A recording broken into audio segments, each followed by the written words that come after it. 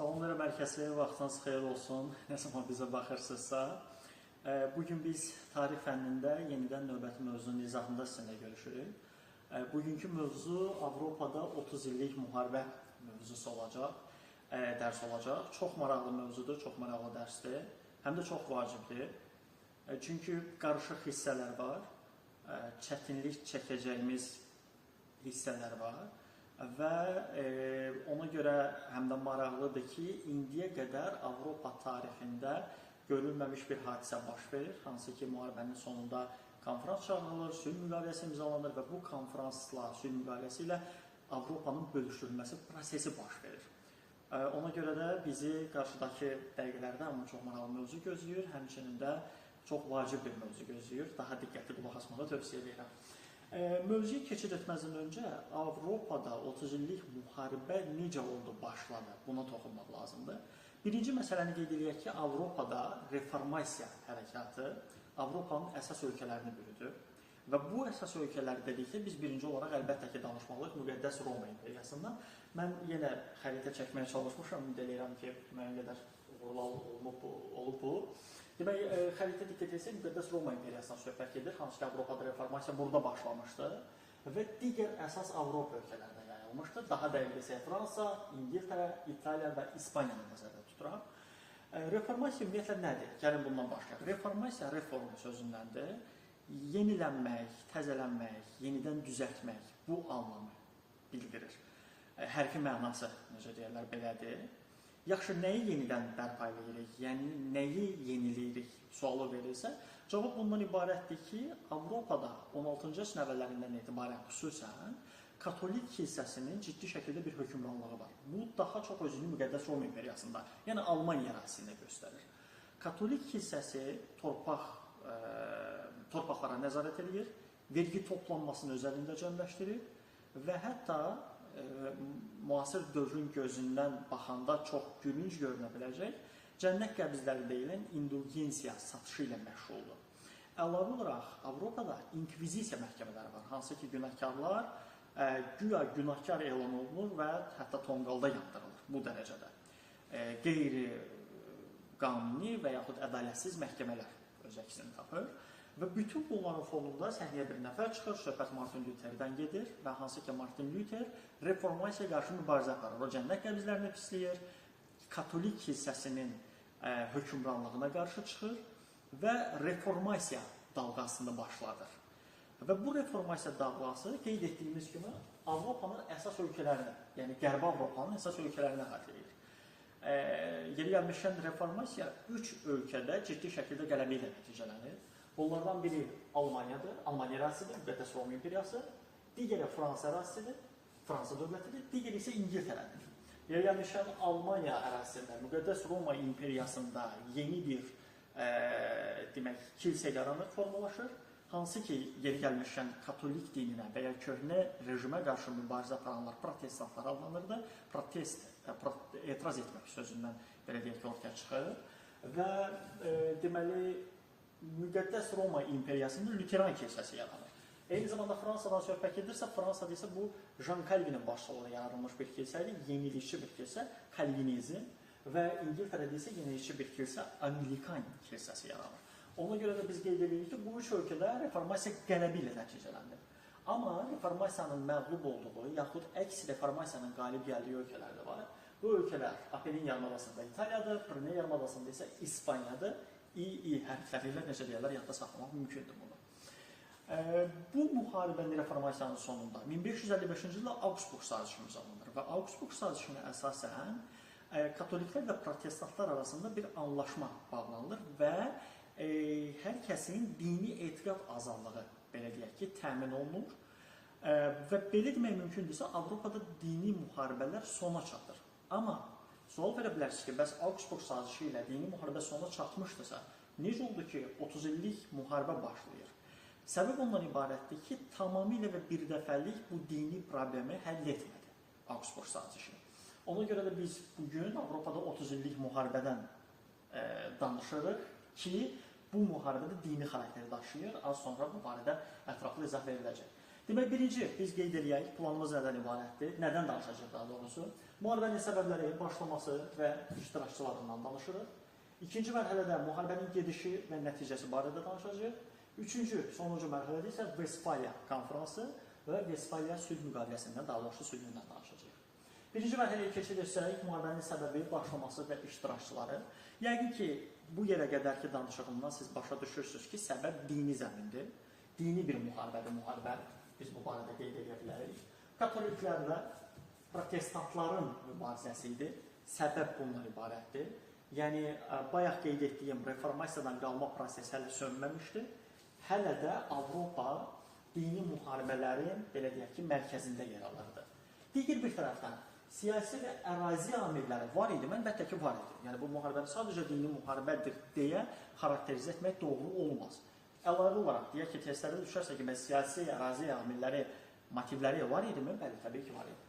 Digər bir tərəfdən, müqəddəs Roma imperiyası ilə protestant knyazlar arasında olan münaqişə nəticəsində başladı. Yəni, aydın məsələ ki, burada kraldan söhbət gedir və müqəddəs Roma imperiyasına qarşı olan protestant knyazlar, bir növ feodallar arasında başlamış mübarizə idi. Bunu qeyd edə bilərik. Digər Avropa dövlətləri də iştirak edirdimi? Bəli, edirdi. Çünki qeyd etdiyimiz kimi Avropanı əhatə etmiş bir müharibədə, 30 illik müharibədə, reformasiyanın özü yeri gəlmişən. Amma reformasiya İngiltərədə olmasına baxmayaraq, 30 illik müharibədə İngiltərə iştirak etmir. Digər Avropa dövlətləri isə 30 illik müharibədə iştirak edirlər. Və önəmli ifadələrdən biri, testlərdən, variantlardan birində hansısa bəlkə də rast gələ bilərik. Avropada ən dəhşətli müharibə hesab olunur bu ilə qədər, bu vaxta qədər. 1618 ilə geri gəlmişəm, başlamışdıq, 30 il davam etmişdi, ona görə 30 illik müharibə adlanır.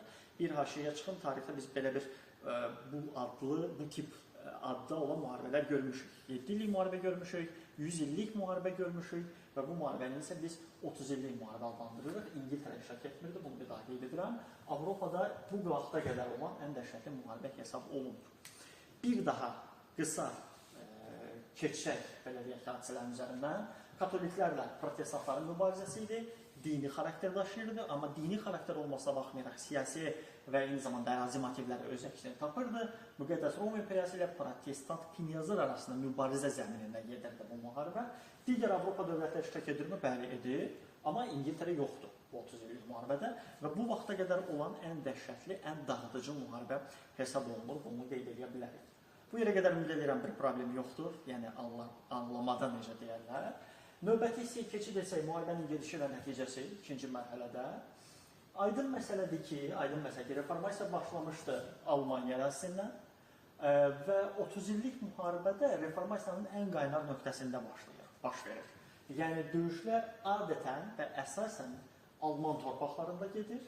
Digər ölkələr, yəni Avropanın digər ölkələri, İngiltərə yoxluğunu qeyd etdik və müqəddəs Roma imperiyasından kənarda İspaniya və Fransanı qeyd etmək olar, hansı ki, bu ölkələrdə də 30 illik müharibə ən pik nöqtədə öz əksini tapırdı. Və İspaniya, Fransa və müqəddəs Roma imperiyası arasında Avropa liderliyi olan bir mübarizə gedirdi. Fikir verirsinizsə, biz az öncə qeyd etdik ki, siyasi və eyni zamanda ərazi motivləri var və bu o deməkdir ki, dini məsələlərdən daha böyük bir müharibə idi bu müharibə. Bunu qeyd etmək olar. İspaniya, Fransa və müqəddəs Roma imperiyası. Nəticəsi necə oldu? Nəticəsində Almaniya ərazisi təbii ki, dağıdılır, itkilərə məruz qalır, dağıntılara məruz qalır. Yəni, klassik fikirlər, necə deyərlər, iqtisadiyyat dağılır, kəndlilər problem yaşayır, sosial münaqişələr baş verir, sosial qarışıqlıq baş verir və s. Ticarətin dayanmasını qeyd etmək olar, xəstəliklər yayılır, sosial problemlər ortaya çıxır və s. Bunu qeyd etmək olar. Və reformasiya kapitalizm ünsürlərini ortaya çıxarmışdır. Feodalizmlə bir növ vidalaşmaq demək idi. Amma 30 illik müharibə nəticəsində Almaniyada knyazlar, yəni feodallar, yenidən feodal münasibətlərinin gücünü artırmağa çalışırdılar. Yəni, bu müharibədən istifadə edərək bir növ fürsətdən yararlanaraq öz mənafelerini müdafiə etməyə çalışırdılar. Bunu da qeyd etmək olar. Arada müharibələrdə ola biləcək, orta əsrlər nümunəsində görə biləcəyimiz bir məsələdir. Bunu qeyd etmək olar. Və digər bir məsələ nədən ibarətdir? İngiltərə və İspaniyaya necə təsir etdi vətəndaş müharibəsi? Üzr istəyirəm, 30 illik müharibə. İngiltərədə bu vətəndaş müharibəsinə səbəb olur, onun yaranması üçün bir zəmin rolunu oynayır.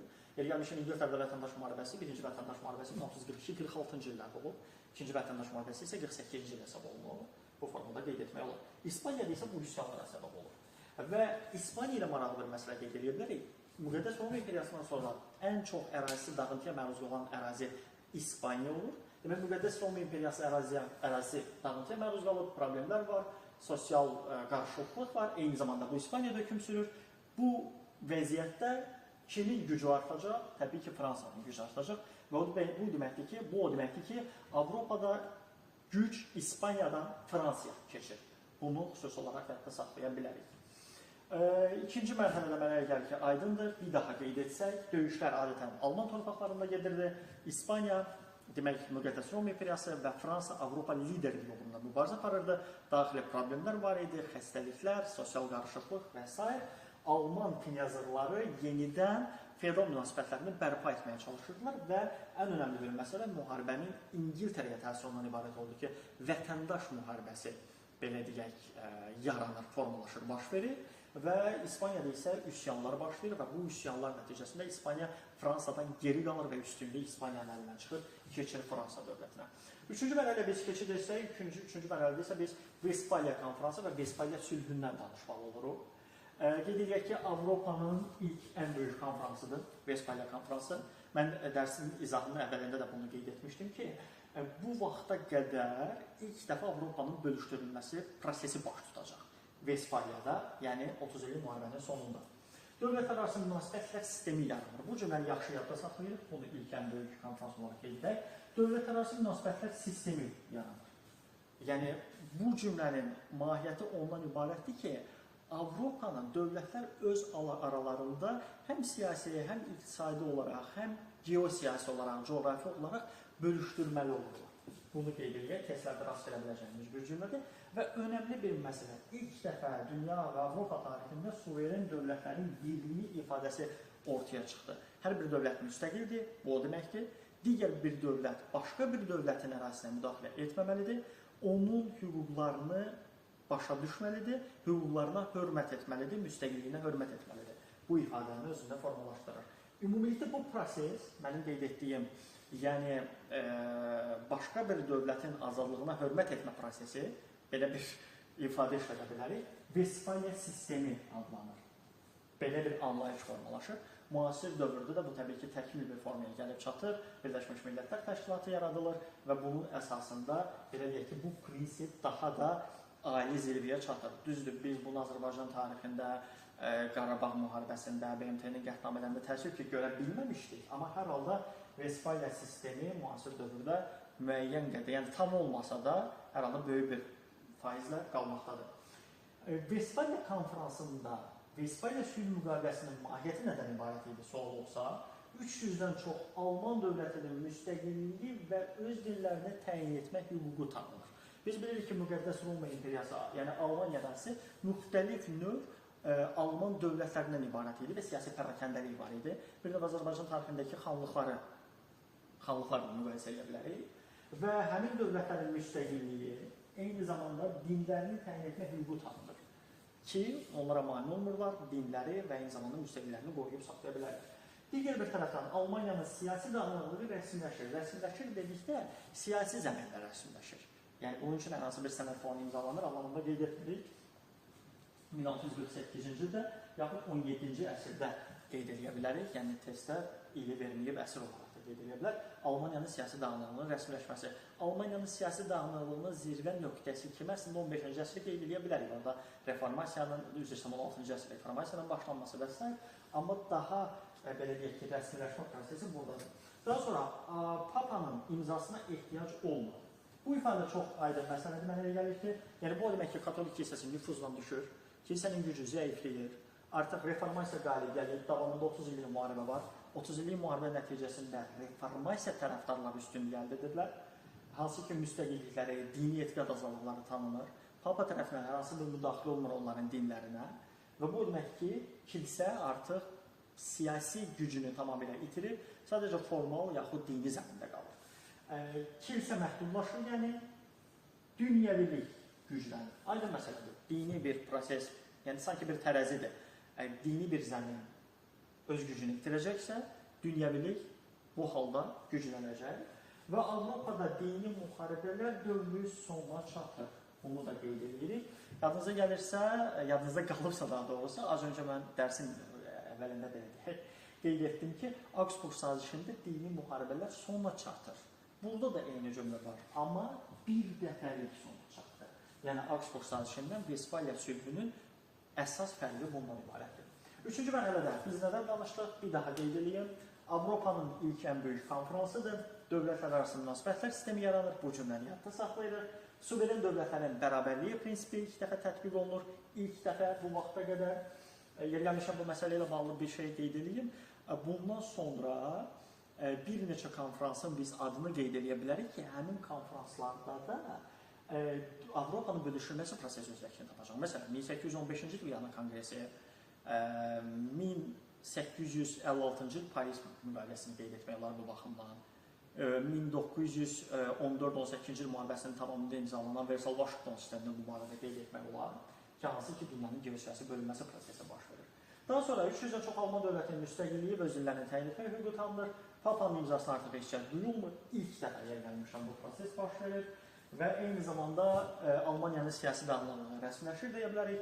Kilsə məhdudlaşır, təbii ki, dünyəvilik artır və Avropada dini müharibələr dövrü bir dəfəlik sona çatır. Ümid edirəm ki, bu mövzu aydındır. Həcm olaraq böyük deyil, amma biraz qarışıqlıq var, fərqindəyəm. Yəqin ki, sizin üçün tamamilə aydın oldu. Bir daha qeyd edirik, biz bu mövzuda nədən danışdıq? 30 illik müharibə, müharibənin səbəbləri, başlanması, eyni zamanda iştirakçılar, gedişatı və nəticəsi və ən sonda isə Vestfaliya konferansı və Vestfaliya sülhündən danışdıq. Növbəti dərslərdə görüşənədək hər hansısa bir çətinlik çəkdiyiniz mövzu varsa, rəylərdə bu barədə qeyd edə bilərsiniz ki, növbəti dərslərdə həmin mövzular